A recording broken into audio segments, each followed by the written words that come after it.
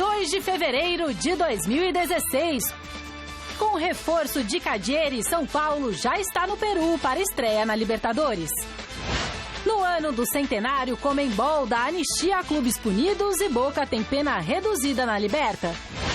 Corinthians apresenta o volante Williams e está muito próximo de anunciar o zagueiro paraguaio Balbuena. Possíveis mudanças no Palmeiras para o jogo de quinta-feira. E já Dudu comenta a ótima fase que vive com a camisa do Verdão e revela ter sofrido bullying no começo de carreira. Adivinha por quê? Santos tenta esquecer o tropeço na estreia do Campeonato Paulista e já mira o próximo duelo do torneio. O adversário é a Ponte Preta. E ainda, Paulo Guerreiro fala pela primeira vez depois de voltar a marcar. E imprensa inglesa diz que Guardiola teria mais de R$1,5 bilhão para contratar no Manchester City. Olá, muito boa noite. O Gazeta Esportiva começa falando do São Paulo, que já está no Peru para enfrentar o César Valerro amanhã pelo jogo de ida da pré-Libertadores. A equipe viajou nessa manhã em voo fretado e já chegou na cidade de Trujillo. O repórter Fernando Gavini acompanhou o último treino no CT da Barra Funda. Confira. Novo reforço do São Paulo, o argentino Jonathan Calleri, enumera os motivos que o fizeram aceitar a proposta do tricolor. Por lo que es la ciudad. Pela cidade, pelo clube que cumpre as expectativas que ele tem, pelas conquistas internacionais e por ter condições de brigar pela Libertadores. A decisão passou também pela presença de um técnico argentino, de jogadores que ele conhece, como Lugano, Centurión e Mena, além de um grande jogador como Ganso, que ele considera fundamental. Ganso, creio que é muito fundamental para o equipo. Calleri viajou para o Peru e está à disposição de Edgardo Balsa para a partida desta quarta contra o César Valerro. Minha posição natural é de número 9. Ele explica que sua posição natural é a de jogar como 9, mas também já jogou com 2 atacantes e um mais fixo. 9 mais fijo.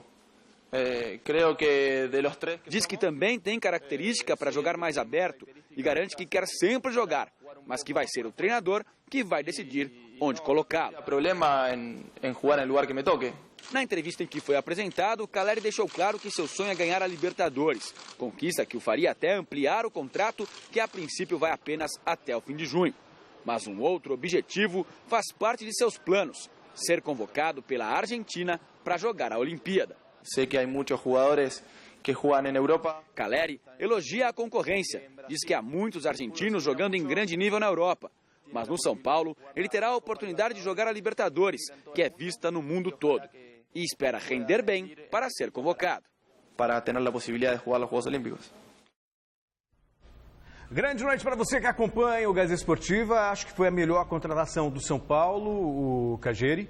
E entendo que, apesar do pouco tempo no que ele vai ficar no clube, tem tudo para brilhar, tem tudo para fazer uma boa campanha. E na Libertadores também vai ser um jogador muito útil. Já está relacionado.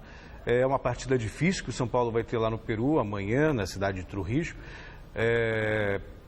Mas imagino que ele deva ser escalado pelo técnico Edgardo Balsa. É um argentino, conhece esse argentino que teve uma bela passagem pelo Boca, um jovem jogador. E repito, vai ser muito útil, Chico. Boa noite. Boa noite, Celso. Boa noite, Anitta. Boa noite a todos vocês. Está aí como é que você chama ele? Cadieri. Que está escrito Calleri, né? Cadieri. Bom, o Cadieri aqui entre nós é um bom jogador. Ele fez, quando ele veio para São Paulo, nós mostramos aqui gols bonitos dele pelo Boca. Agora, vai dar certo no time? Eu acho que essa contratação, Celso, foi mais uma contratação do Balsa para ter pessoas de confiança dele no time. Jogadores que se enquadram, que ele já conhecia, que ele já estava observando há um certo tempo lá na Argentina, é o caso desse moço aí, né? Para ele poder montar um esquema em cima ou montar um esquema mais ou menos ofensivo. Porque o São Paulo que nós vimos estreando aí no Campeonato Paulista foi simplesmente lamentável, né? Foi um jogo muito ruim, um jogo muito fechado, um empate aqui entre nós, esquisito. Todo mundo diz que o gol do Ganso nas narrações, jogada ensaiada, aí perguntaram o Ganso que jogada ensaiada, ele falou, não, jogada ensaiada nada, a bola era para ir para outro lugar, foi para lá, eu cabecei para o gol e fiz o gol, quer dizer, não tem ainda o dedo do professor, né? sabe, falta o dedo do professor para que o time comece a encaixar. Então tem que ter pessoas de confiança dele lá, né? Chegou aqui, tem aí o Lugano, mas o Lugano ainda está fora de forma, vai mais compor o grupo, é mais coisa de vestiário, né? Coisa de incentivo, quase que um auxiliar técnico dele, não sei nem se vai jogar, para dizer a verdade, o Lugano. Então esse cara, ele é um cara em campo que mais ou menos vai dar o que né? um norte para o treinador. Eu não sei, Celso, eu acho que passa por esse César Varrelo aí, que é um time que ninguém conhece, que ninguém sabe quem é, né? Deve ser um time de terceira categoria, mas eu não sei o futuro de São Paulo na Libertadores, não. Eu acho que, por mais que o Balsa jogue na retranca, ele não sei se rapidamente vai impor a filosofia dele. Eu acho muito difícil, porque é muito mais difícil para o jogador brasileiro aprender a jogar na retranca do que aprender a jogar ofensivamente. Não sei não. Sem responsabilidade. O jogador brasileiro não tem responsabilidade nenhuma. Você vê que, de vez em quando, você pisca o olho, tem um quarto zagueiro lá tentando fazer um gol de cabeça na área adversária. E não tem mais pique para voltar. Isso aconteceu com o Palmeiras o ano passado inteiro. Toda a zaga do Palmeiras subia para cabecear e não tinha pique para voltar. E levou gol em contra-ataque para caramba. Então, o jogador brasileiro é irresponsável defensivamente. Ele gosta de atacar, gosta de fazer gol. O argentino, mais ou menos, é mais tático que o brasileiro. Então, eu não sei não se esse Balsa vai dar resultado. Se tem gente duvidando que o Corinthians vai dar certo na reformulação, você imagina o São Paulo, né, que contratou um cara que não fala português, que metade do elenco, ou mais da metade, não entende bulufas do que ele diz, né, que ele fala enrolado mesmo. Então, quer dizer que é complicado. Eu particularmente, não poria um treinador argentino para disputar a Libertadores, a não ser um argentino que já estivesse aqui, que falasse mais ou menos o português. Aí sim. Não, dá para levar assim. Acho até mais fácil implantar uma retranca do que fazer o time criar. O Tite, normal, quando chegou ao Corinthians, inclusive, primeira coisa é botar ordem na casa, não tomar gol. Aí você ganha confiança, e uma vez ganhando confiança, aí você se aventura um pouco mais na frente. Acho que é só uma questão de tempo mesmo para o Edgardo Balsa implantar a filosofia dele. Não dá para cobrar nada agora, então o jeito é esperar. Se perder a Libertadores, está bom, então. Ué. Se perder a pré-Libertadores, está bom. Não, o Corinthians já perdeu uma vez? Não, né? O único clube que perdeu a pré-Libertadores brasileiro foi o Corinthians. Não teve outro. Foi o Corinthians. Foi só o Corinthians. Foi só o Corinthians, não teve outro. Perdemos do Tolima com muita honra. Que dessa arrancada faz aniversário hoje. A derrota para o Tolima. Olha, eu vou dizer uma coisa para vocês. Foi sabe aquela derrota que é a grande vitória? A grande vitória. Porque o Corinthians lá arrancou simplesmente para campeão brasileiro, campeão da Libertadores, campeão mundial, e agora ganhou outro campeonato paulista. Por isso Recopa, que você não pode... Só ganhou. E com o mesmo técnico. Por isso que você não pode fazer loucuras com uma eliminação. Não, entrou o Mano Menezes no meio aí. Não. O Tite foi eliminado pelo Tolima. Teve um jogo contra o Palmeiras que era dificílimo, ganhou, foi mantido, aí foi campeão brasileiro, para depois, no ano seguinte, ser campeão da Libertadores e campeão do mundo. E aí veio o Mano Menezes. Só depois. Então, aí depois voltou o Tite. Isso. E foi campeão brasileiro de novo. Exatamente. Então, essa é a filosofia do Corinthians. Trabalha com treinadores que têm mais ou menos um perfil parecido. O São Paulo mandou embora um que era ofensivo e trouxe um que é defensivo. Que sequência de trabalho vai ter? Vamos falar do São Paulo, então. Você aí de casa, vote na enquete que está no ar no site gazetesportiva.com. A gente quer saber o seguinte: qual vai ser o resultado, então, da partida entre César Valerro e São Paulo? Vitória do César Valerro? Empate? Ou vitória do São Paulo? Resultado sai no final do programa de amanhã. Eu vou falar uma coisa, viu? Estou otimista com esse jogo aí do São Paulo. Nem tanto pelo São Paulo, mas mais pela fragilidade do adversário. Acho que dá São Paulo. Quanto, assim? Sei lá, vai. Contra-ataque, gol. 2-0? 2-0, César Varrelo. Vai. Hoje a Conmebol publicou uma resolução que vai dar muito o que falar. No último dia 26, aconteceu um congresso extraordinário da entidade máxima do futebol sul-americano, em que ficou decidido que, em celebração do centenário da Conmebol, em 2016, a confederação concederá anistia, ou seja, vai reduzir as penas de todos os times que sofreram punições até 31 de dezembro dezembro de 2015. Entre os beneficiados pela redução está o Boca Juniors, que foi punido e eliminado da última edição da Libertadores por conta da sequência de incidentes no confronto com o rival River Plate, em jogo válido pelas oitavas de final da competição. O Boca havia tomado um gancho de 6 jogos sem a presença da torcida, mas com a anistia terá que cumprir apenas 2. Na primeira rodada da Libertadores, contra o Deportivo Cali, fora de casa, e na segunda rodada, na Bombonera, contra o rival Racing ou Puebla do México. Os clubes argentinos fizeram pressão para que a Conmebol aprovasse a anistia e até o River Plate, que teve jogadores atingidos na confusão, ficou do lado do rival. Ficaram de fora da anistia as punições por dopagem, agressão a juízes, racismo, manipulação de resultados, corrupção e penas impostas a jogadores defendendo as seleções nacionais. As multas em dinheiro também devem ser pagas na totalidade. Claro que multa, eles não iam abrir mão, né? Dinheiro no caixa da Conmebol. A gente fala muito do futebol brasileiro, mas a Conmebol, o futebol sul-americano é uma várzea. Várzea, não tem outro termo para definir, não. Não existe profissionalismo nenhum. Isso houve uma pressão dos clubes argentinos e aí a Conmebol arrumou essa desculpa esfarrapada que é aniversário da entidade, então resolveu anistiar clube infrator. Que palhaçada. O Boca Juniors deveria ter sido excluído. E olha, eu falo isso que eu sou simpatizante do Boca. Eu tenho maior simpatia pelo Boca. Mas deveria ficar excluído da Libertadores por 2 anos pelo que aconteceu lá em La Bombonera. E aí pegou 2 jogos. Isso é um prêmio à impunidade. Mas você vai esperar o quê de um campeonato com a Libertadores, que o cara vai bater escanteio e precisa o batalhão de choque ficar lá com um escudo defendendo os jogadores que vão cobrar escanteio? Você vai esperar o quê de uma entidade que organiza um campeonato como esse?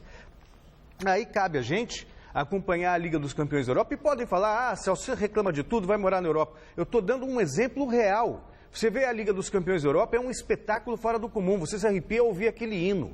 Sabe, você vê os times entrando em campo, estou arrepiado só de pensar. Você fica imaginando o que pensam os jogadores, o que pensa o torcedor que está lá dentro devido ao espetáculo que se oferece.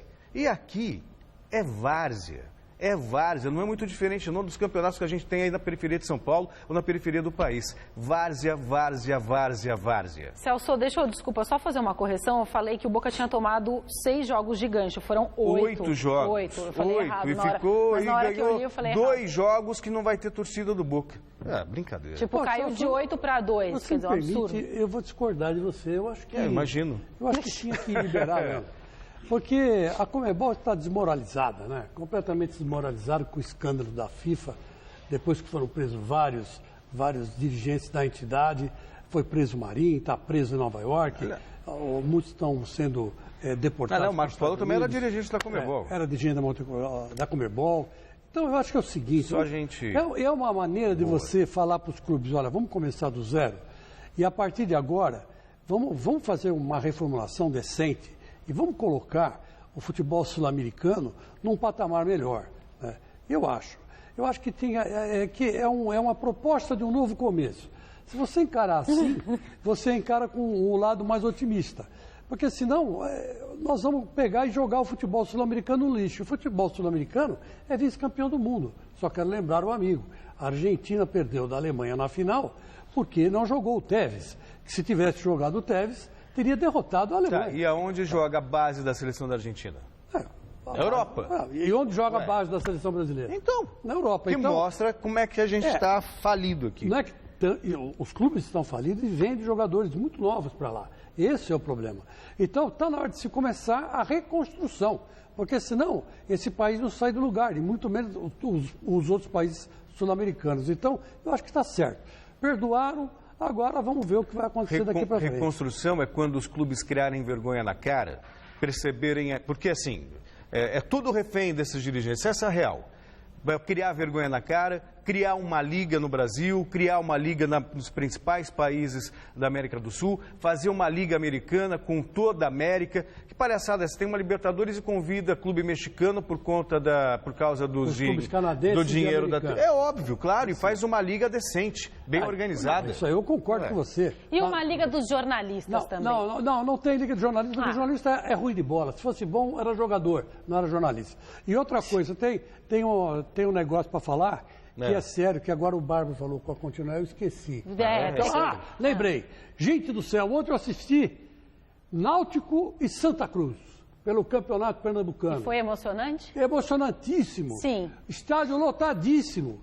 Então, quando você fala em liga, e o cara fala, mas se não tiver a dedo da CBF não funciona? Funciona? Ou se funciona? O campeonato lotado, estádio de Copa, estádio de Fortaleza. Um jogão de bola. Recife. Gostei pra caramba, achei lindo o jogo. E confesso que torci um pouco pro Náutico, mas foi só de leve.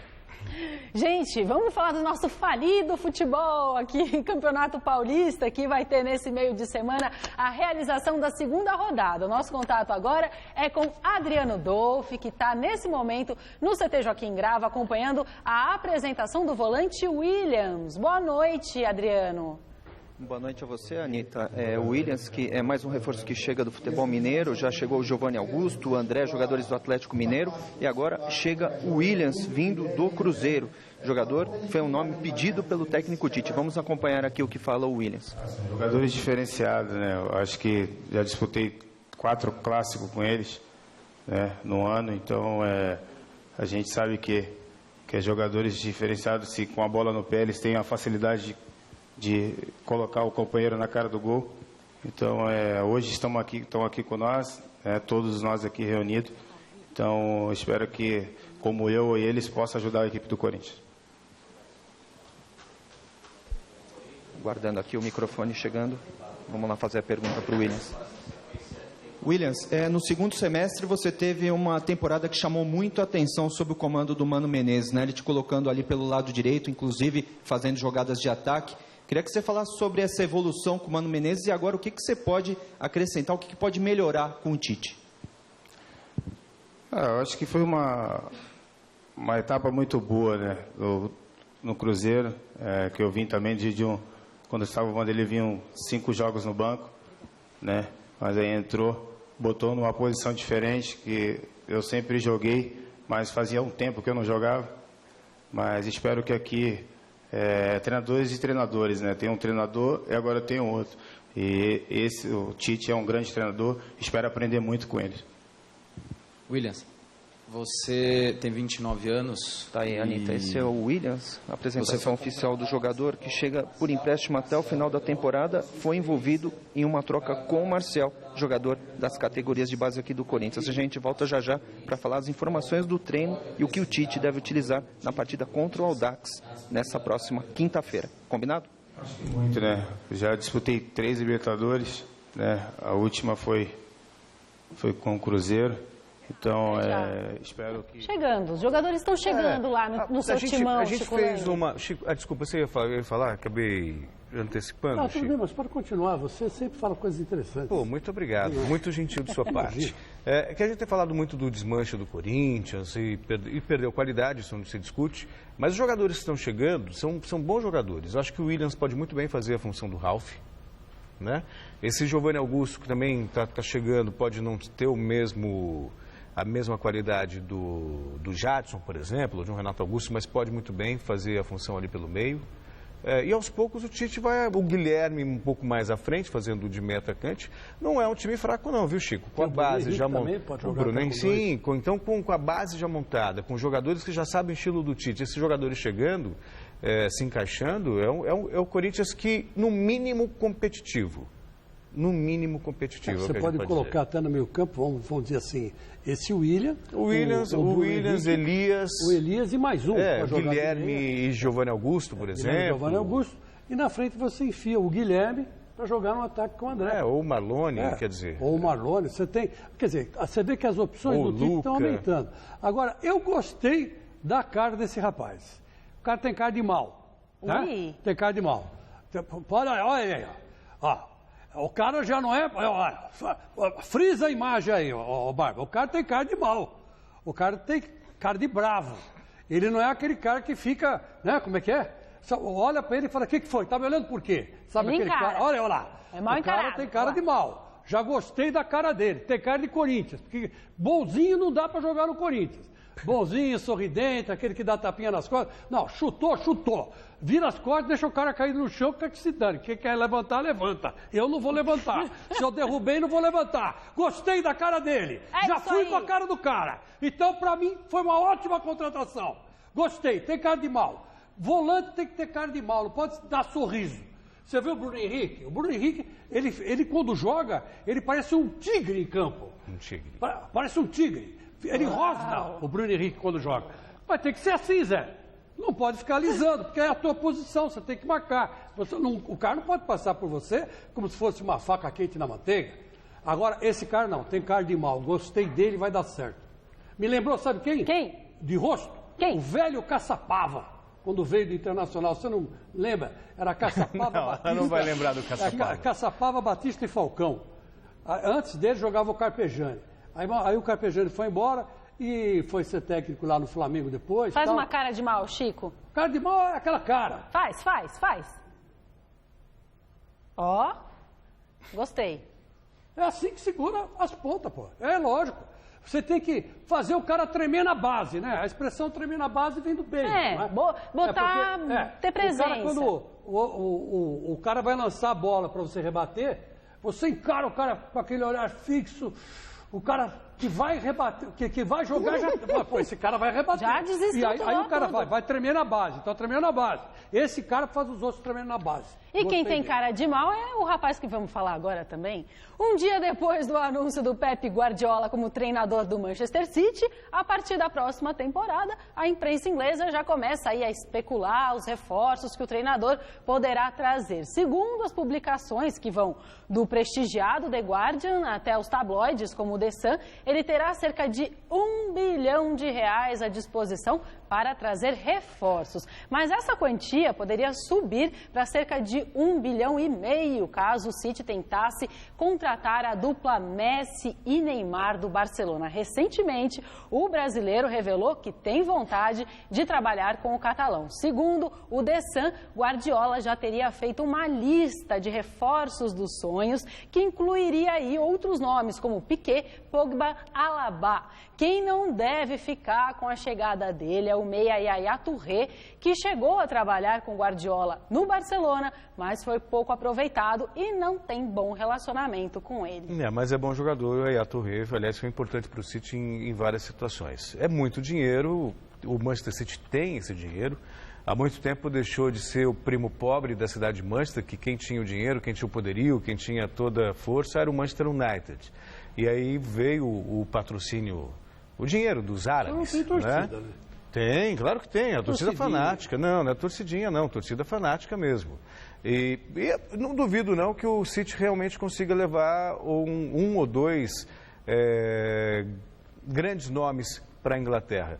É bom lembrar, o Neymar a gente vai falar daqui a pouquinho, o clima para ele na Espanha não é dos melhores, não. Verdade. Sabe? Está envolvido lá com problema de sonegação fiscal, suspeita de sonegação fiscal.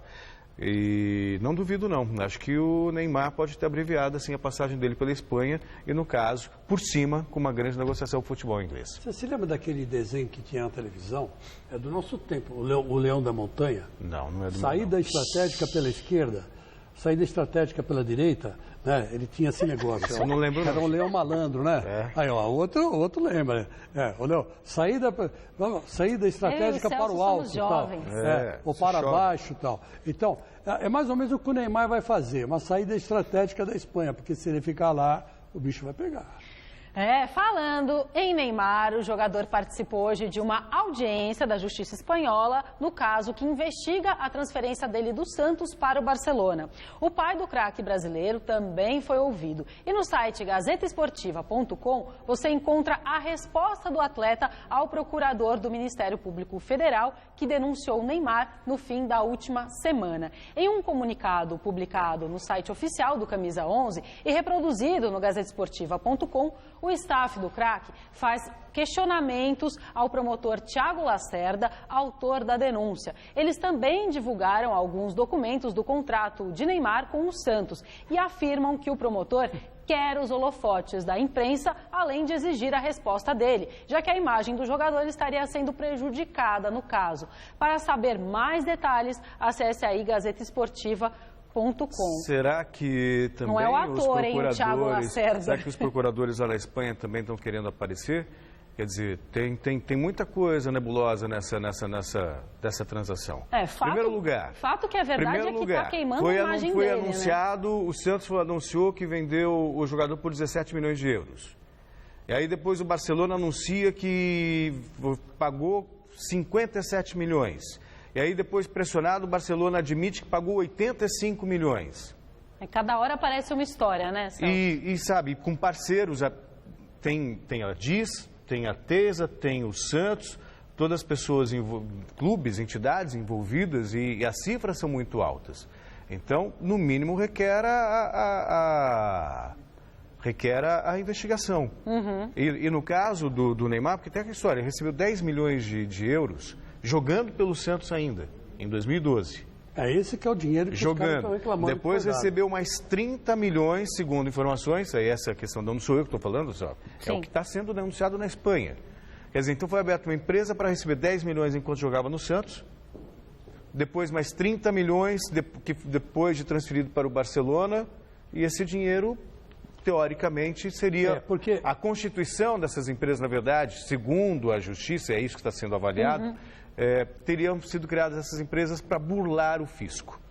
Então, é isso que a promotoria, o Ministério Público Federal aqui no Brasil investiga, e lá na Espanha também. Mas quem burlou o fisco não foi o Neymar e nem o pai dele. Quem burlou o fisco foi o ex-presidente do Barcelona. Porque, na verdade, é o seguinte, tinha uma multa, só rapidinho, Baba, vou esclarecer, dar o outro lado, porque o pai do Neymar esteve aqui no Mesa Redonda e explicou. O Barcelona fez esse contrato, deu 10 milhões adiantado e perguntou, que garantia que vocês têm que o Neymar vai ser apresentado nesse dia? Se vocês não apresentar, você me dá 40 milhões. Aí o pai do Neymar falou assim, não, tudo bem, mas se ele se apresentar, eu quero os 40 milhões. Então foi essa a discussão. Agora, se o Barcelona não deduziu esse dinheiro lá, é problema do Barcelona. O Neymar não tem nada com isso. Então, é verdade que o pai do Neymar está levando esse documento, que foi um acordo que eles passaram para o papel, não foi verbal, foi um acordo, era uma multa. Vamos supor que o Neymar quebrasse a perna. No dia 13 de maio ele não se apresentasse. Eu não me lembro o dia que ele se apresentou. Então, o pai do Neymar tinha que dar 40 milhões de euros para o Barcelona. Agora, se ia lá para o Barcelona, ia para o presidente, não sei, mas teria que dar. Mas como ele se apresentou, ele cobrou essa multa. Então, é esse o problema. Agora, lá na Espanha, que o cara não deduziu esse dinheiro. É isso. O pai do Neymar não tem nada com isso. É isso. Fato é que está começando a ficar sem clima, hein?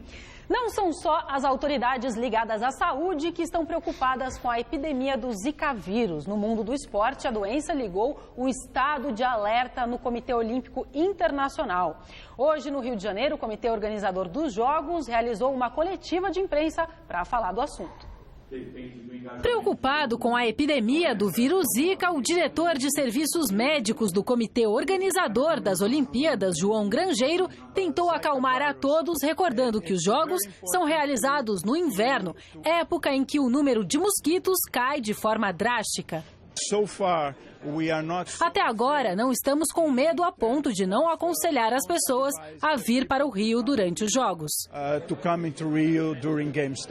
Thomas Bach, presidente do Comitê Olímpico Internacional, também evitou qualquer discurso alarmista. Estamos em contato não só com a OMS, mas também com a comissão organizadora e com todos os 206 comitês nacionais. Eles, por sua vez, estão atentos às respectivas autoridades de saúde e isso nos deixa muito confiantes de que durante os Jogos Olímpicos do Rio de Janeiro teremos boas condições para todos os atletas e espectadores.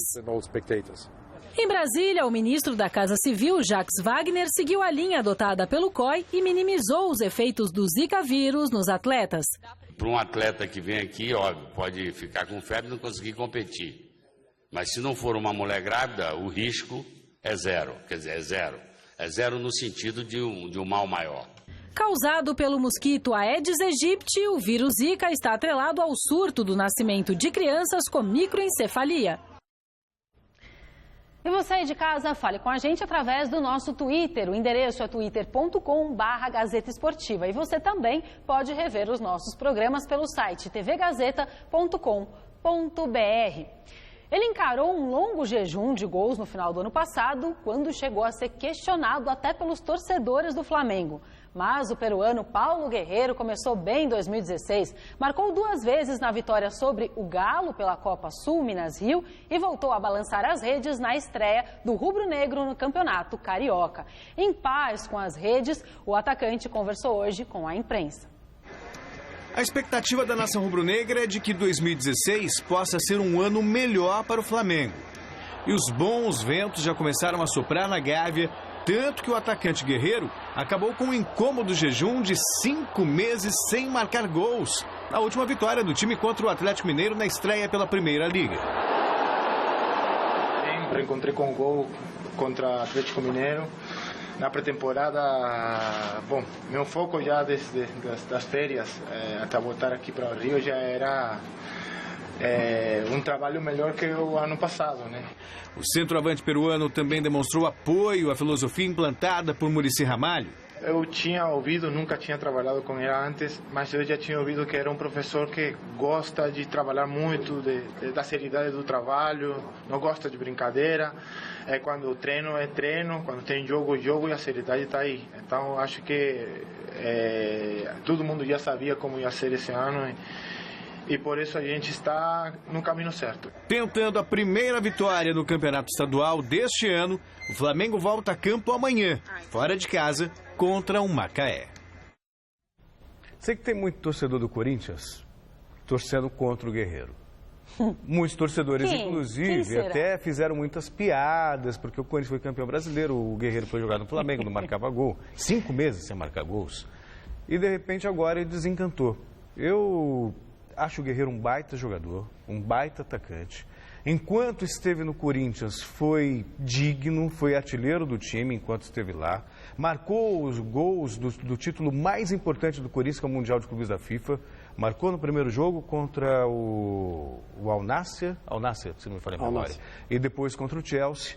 Quer dizer, e honrou a camisa corintiana. Então, que ele possa honrar também a camisa do Flamengo, porque é jogador, marca gols e o futebol brasileiro precisa de gente assim, alguém que faça ficou gols. Envenenado aí do lado. É o seguinte, o Guerreiro, eu fiquei com raiva dele no ano passado, mas depois que ele foi campeão sem ele, jogou com o Wagner Love, que saiu-se melhor que ele. O Malcolm apareceu também, que já foi vendido para o Mônaco. Olha o despeito. Então, quer dizer que, sabe, porque ele não fez a mínima falta para o Corinthians, essa é a grande verdade. Aliás, eu vou te falar uma coisa, uma vez eu era garoto, devia ter uns 18, 19 anos, e subia a Rua da Consolação aqui em São Paulo, lá do meu pai. Aí passamos do lado do cemitério da Consolação e meu pai começou a rir. Eu falei, pai, tá rindo o quê, pá? Tá xarope? O que foi, né? Ele falou assim, não, eu tô rindo porque aí tá cheio de insubstituível. KKK, e dava risada. E é verdade, no cemitério tá cheio de substituível. O Guerreiro não pensava, se passou pela cabeça dele que ele ia fazer uma tremenda falta pro Corinthians, ele se enganou redondamente, pelo contrário, fez falta nenhuma. Fez falta nenhuma pro Corinthians. O Tite deu um jeito, arrumou um esquema, pelo contrário. Outros jogadores se destacaram, que talvez se ele tivesse lá não se destacassem tanto. Que era o caso do Renato Augusto e do Jadson, que eram obrigados a rodar, né? E se ele tivesse parado lá na frente, esperando a bola no pé, eles iam bater no Guerreiro se rodasse, né? Então, quer dizer que, Guerreiro, seja feliz, curta o Rio de Janeiro e aproveite a vida. Guerreiro faz falta em qualquer lugar, meu Deus do céu. O Gazeta Leva Esportiva... pro Fluminense, que você gosta do Fluminense. Eu adoraria. O Gazeta Esportiva vai agora para as Minas Gerais. Depois de perder Giovanni Augusto e André, o Atlético Mineiro busca jogadores para as posições. Além de Robinho, por quem o presidente admitiu recentemente ter interesse, hoje surgiu a notícia de que o Galo teria sondado o chileno Valdívia, que atualmente está no futebol dos Emirados Árabes. Enquanto os reforços não chegam, os jogadores que já estavam no elenco esperam por uma oportunidade do técnico Aguirre. O principal desafio do técnico Diego Aguirre no Atlético Mineiro será ajustar o time após as saídas de jogadores importantes.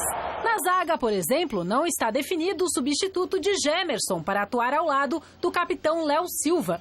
Thiago saiu na frente, mas Ed Carlos e Gesiel estão na briga, além de Eraso, que acabou de chegar ao clube. O Thiago entrou super bem nesses 2 últimos jogos, né, e tem dado conta do recado, né, depois da saída do Gemerson.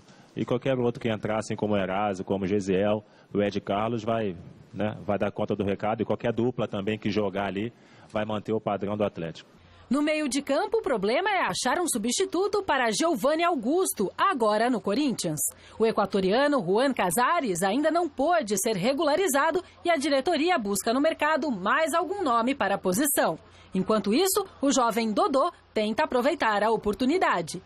É ruim o jogador ficar de fora querendo jogar e não estar regularizado, mas com essa pendência dele, acho que o caminho está bom para mim, ele não podendo jogar. Sobra mais espaço.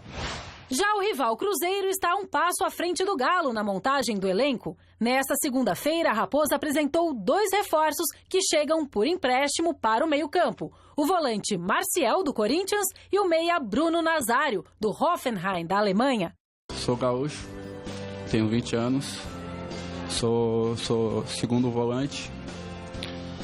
Meu estilo de jogo é um pouco de marcação, gosto de dar arrancadas de trás do meio campo e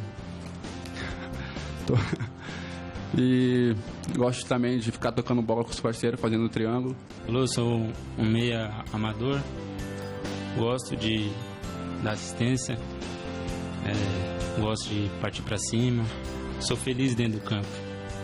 A gente vê que o grupo é muito qualificado e tem muitos jogadores na minha posição muito bom, mas isso é um desafio, né?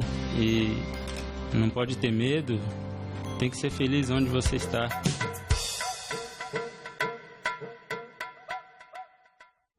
Meus amigos, quando um cara chega no clube e fica 2 horas explicando por que ele foi contratado, se apresentando, olha, eu jogo assim, eu jogo assado, eu apoio, eu chuto no gol, não sei o quê, é porque a contratação não convenceu. Porque quem é que vai discutir a contratação do André? Quando o André vestir a camisa do Corinthians e der a primeira entrevista, ninguém vai perguntar para ele, ô André, como é que é a sua principal característica? Oi, eu sou a Anitta, eu tenho 32 anos e gosto de ficar na banheira esperando a bola chegar. Estão sendo rigorosos demais. Para! É verdade. Então eu vou dar só um exemplo. Quando um tal Paulinho foi contratado pelo Corinthians, veio lá do Bragantino, quem conhecia? Virou jogador de seleção brasileira. Mas eu não estou falando isso, eu estou falando outra coisa. Entendeu? Eu estou falando como um jogador que é apresentado para a imprensa, ele explica como é que ele joga. Não precisa explicar como é que joga. Ele fala, olha, eu vou jogar, vou dar o esforço, vou dar tudo que eu tenho, não vejo a hora de vestir essa gloriosa camisa. Mas se perguntam para ele, ele vai responder, Chico. O cara precisa perguntar qual é a sua principal característica. Então você não conhece? Talvez. Então, sabe, eu vou te contar uma coisa. Foram 2 contratações que o Cruzeiro arriscou. Essa é a verdade. Se vai dar certo ou não, só o tempo dirá. No Santos, o objetivo é apagar a péssima apresentação da estreia no Paulistão após empatar em 1-1 com o São Bernardo. O repórter Vinícius Rodrigues esteve no CT Rei Pelé acompanhando o treino da equipe que amanhã enfrenta a Ponte Preta. Após o empate diante do São Bernardo no Campeonato Paulista, o técnico Dorival Júnior tenta reorganizar as coisas no Santos. Muito treino para corrigir os erros da primeira partida da temporada. A gente treinou finalização, né? A equipe sabe da dificuldade que vai encontrar.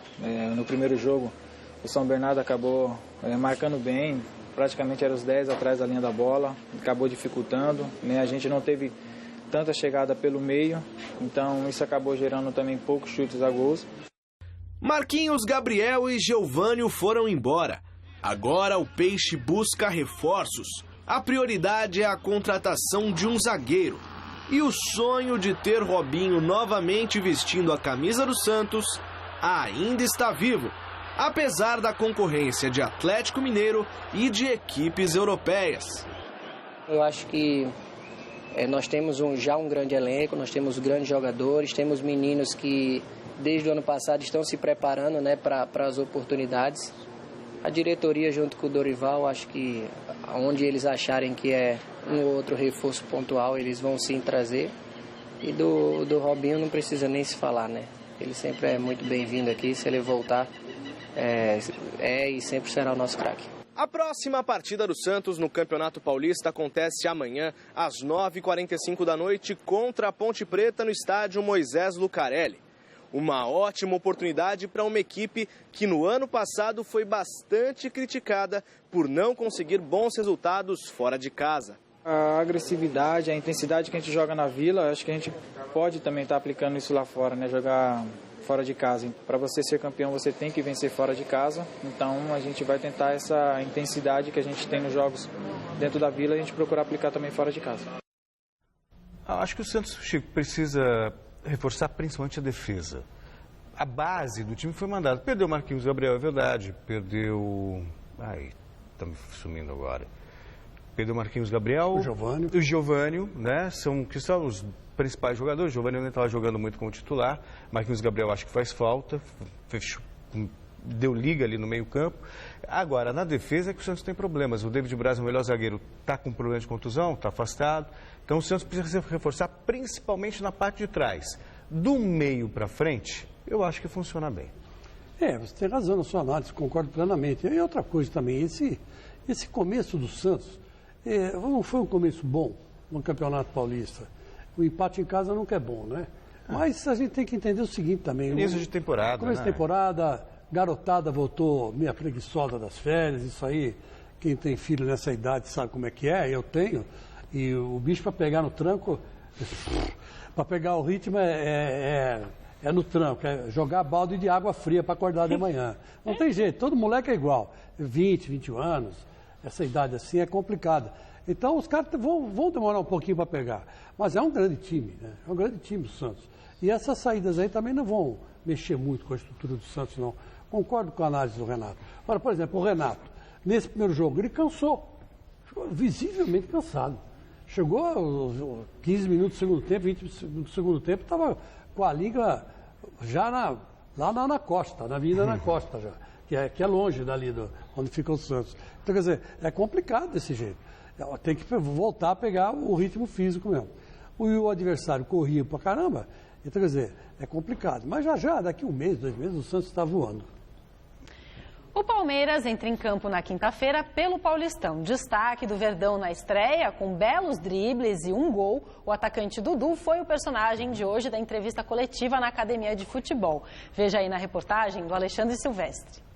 Fala pessoal, muito boa noite para todo mundo. O Palmeiras pode ter mudanças para o jogo de quinta-feira, 9 da noite, contra o São Bento, no Pacaembu. Mais de 16 mil ingressos já foram vendidos de forma antecipada para essa primeira partida do Verdão no Campeonato Paulista na condição de mandante. Mudanças por quê? Porque o Lucas Barrios, vetado da estreia com dores lombares, está liberado, treinando normalmente, talvez reassuma a condição de centroavante do Palmeiras. E o garoto Eric, treinando muito bem, começa a ameaçar a posição do Gabriel Jesus. Hoje a entrevista coletiva aqui na Academia de Futebol foi do atacante Dudu, feliz da vida pelo momento que vive com a camisa do Palmeiras e mais contente ainda porque atuando pelo miolo, por dentro, rende mais do que aberto pelas pontas. Eu acho que quando eu fiz o gol contra o Botafogo não tinha mudado o meu posicionamento. Foi só uma questão que a gente estava ganhando o jogo e a gente estava defendendo todo mundo no nosso campo de defesa. E a gente roubou a bola rápido. E eu estava mais adiantado, né? E o Robinho fez um lindo lançamento. E eu acho que a gente vinha jogando assim na final contra o Santos. Foi dessa forma que eu estava jogando, mais centralizado. Quando eu passei a fazer mais gols no Campeonato Brasileiro, foi dessa forma. Todos ficam falando às vezes que eu rendo melhor aberto pelos lados. Eu não acho isso, porque no primeiro semestre do ano passado, quando eu estava jogando dessa forma, eu acho que eu não fazia muitos gols e agora eu venho fazendo muitos gols e ajudando o Palmeiras. Se 2015 terminou muito legal para o Palmeiras de Dudu com o título da Copa do Brasil, 2016, pelo começo dessa temporada, promete. Eu acho que é mais tranquilo a gente trabalhar com vitória, né? Com títulos. A gente vai ter mais pressão ainda, mas é uma pressão boa, não é aquela pressão como a gente estava no meio do ano passado, né? Que às vezes a gente ficou sem ganhar alguns jogos e estava todos duvidando do nosso elenco, duvidando do nosso time. E a gente pôde dar a volta por cima no final do ano. E esse ano eu acho que a gente começou muito bem. Não perdemos ainda, não tomamos gol. A gente espera que seja um começo de um ano muito bom. Dudu, arisco, invocado, veloz, driblador, 1,66 m de altura. a serviço do Palmeiras. Você se considera um baixinho folgado? Não me considero, porque todos os jogadores que eu jogo contra eles não falam isso de mim. Às vezes quem fala muito é a imprensa, às vezes quem fala... Porque os adversários, todos que jogam contra mim, eu tenho uma boa amizade, converso com eles dentro de campo normal, mas às vezes eu acho que é das jogadas, dos dribles, e às vezes as pessoas acham isso. E graças à altura, Dudu, no começo de carreira, sofreu bullying. Logo quando eu cheguei no Cruzeiro, né, eu era bem franzininho e eu fui fazer o teste, né, aí o treinador da minha categoria mesmo não queria ficar comigo, mas aí o treinador da categoria de cima, que era um argentino, ele foi e falou que não, que era para mim ficar lá, que se o treinador da minha idade não quisesse, eu jogava na idade de cima, que ele disse que eu parecia com o Maradona, era pequenininho e poderia ser um novo Maradona. Você se acha parecido assim com o Maradona? Tem um estilinho ou não? Não, acho que não. Maradona era muito melhor, né? Com todo o respeito que tem o Dudu foi até, né, nada a ver, talvez na estatura Maradona e Dudu, mas... Invocadinho Dudu Dudu. Tá, você é bonitinho, assim, você não tem nenhum jogador no mundo assim que você possa pensar que vale a Maradona. Maradona foi sobre a altura e ser invocadinho. Ele era parecido de rosto com o Maradona, naquele futebol. Aí outra coisa, quer saber de uma coisa? Se esse Dudu continuar no ritmo que ele está, que começou bem o ano... Vai ser igual ao Maradona? Não, ele vai para a seleção brasileira. E está faltando atacante assim como ele, que decidido, que sabe fazer gol, não tem medo de enfrentar o zagueiro. Só precisa colocar a cabeça no lugar, né? Não ficar reclamando com a arbitragem, não ficar arrumando encrenca. Sim, técnico. É um jogador de seleção. Eu não sei a idade dele, mas se bobear até vai para os Tecnicamente é bom jogador, sim. Não sei, até dá para chamar, que são 3, né? São 3 profissionais que dá para você colocar. De repente o Dudu pode ser um deles. Olha, ó que golaço que ele marcou. Veja bem, não é qualquer um que faz um gol desse não, cara. Ó, ele entrou com extrema categoria e tchau. Tchau e bênção, meu. Golaço. É gol de Jairzinho na Copa de 70, Jairzinho do Botafogo, que fazia essa função, como ele faz. Não é o Maradona, lógico que não. Mas é parecido, o rosto parecido. Baixinho, troncudinho, né? E é bom jogador. Agora, precisa criar um pouquinho de juízo, ser um pouco menos cabeça quente, paviozinho curto, né? Que ele reclama muito. Que ele prejudica a si mesmo e ao time. Só para lembrar que ele empurrou o juiz pelas costas no ano passado, né? Deu uma porrada no juiz, não empurrãozinho, mas deu. Não se faz isso. É ter juízo, que não tenha dúvida, é jogador para a seleção. É jogador para a seleção, joga muito bem e está fazendo falta um cara assim como ele. Juízo, Dudu, juízo. Voltamos a falar ao vivo com o repórter Adriano Dolfi, que continua no CT Joaquim Grava, acompanhando a preparação do Corinthians para enfrentar o Audax, quinta-feira em Osasco. Boa noite de novo, Adriano. Boa noite, Anitta. E uma notícia fresquinha que acabou de surgir aqui no clube. O Corinthians está praticamente fechado com o zagueiro Fabián Balbuena, do Libertad do Paraguai, atleta de 24 anos. O diretor adjunto de futebol, Eduardo Ferreira, falou sobre essa contratação. Vamos ouvir o que disse o Eduardo. Em termos do Cristiano Mendonça, não tem nada. Como vocês sabem, tem vagas abertas ainda, não está tudo definido. Mas não tem, garanto para você que nesse momento não tem nada ainda. Agora, do Balbuena, surgiu dentro da comissão técnica esse nome, um pouco antes da gente viajar para Orlando. Alguns membros já conheciam o jogador, e tinha mais 2 nomes sendo cogitados. E ficou um estudo em cima dele mais os outros 2 atletas, e no fim da semana passada foi onde decidiu de focar nele, e acabou dando certo com valores com o clube, e a gente espera que amanhã chegue esse acordo para poder estar assinando. Pelo Balbuena, o Corinthians vai pagar cerca de $1,5 milhão em reais, 5.900.000 reais.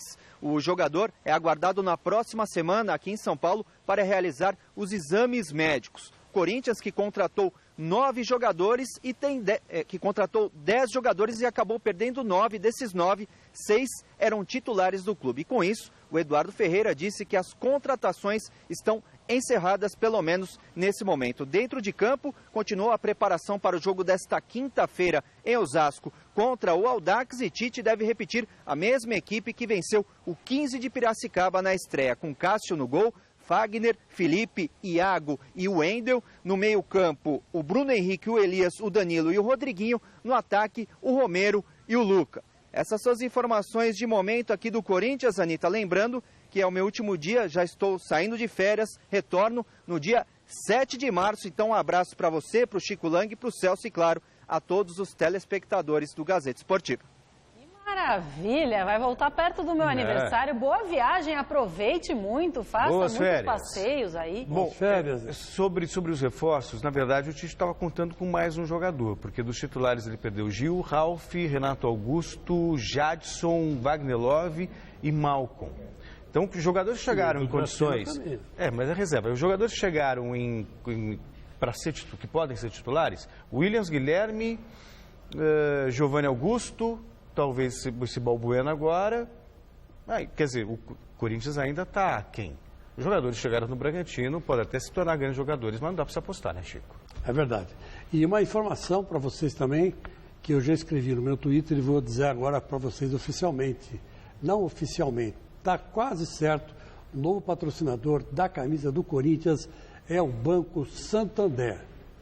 Banco Santander vai patrocinar a camisa do Corinthians a próxima temporada. Faltam detalhes para que isso aconteça. E tá para fechar o name right também. Aê, meu Deus! Isso é uma novela que eu ouço. Não, mas tá para fechar. Tá para fechar. Anote aí, pode me cobrar, tá? Tá bom. Tá anotado. Eu vou encerrando o programa. Tchau, gente. Hoje não tem resultado da enquete, porque o resultado da enquete é amanhã. Até daqui a pouco no Jornal da Gazeta. Amanhã estamos aí. Tchau. Sentar.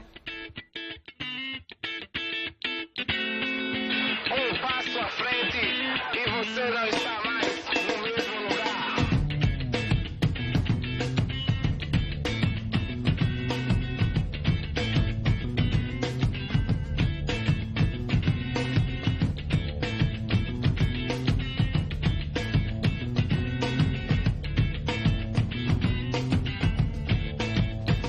Eu só quero andar nas ruas de Puxinhos, andar pelo Brasil ou em qualquer cidade, andando pelo mundo, sem ter sociedade, andar com os meus amigos e eletricidade.